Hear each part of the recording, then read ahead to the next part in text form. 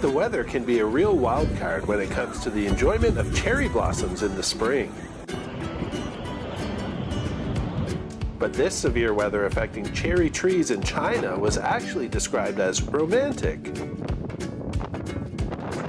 Strong winds on April 14th hit this university campus where dozens of cherry trees were in full bloom, painting the wind with bright pink petals.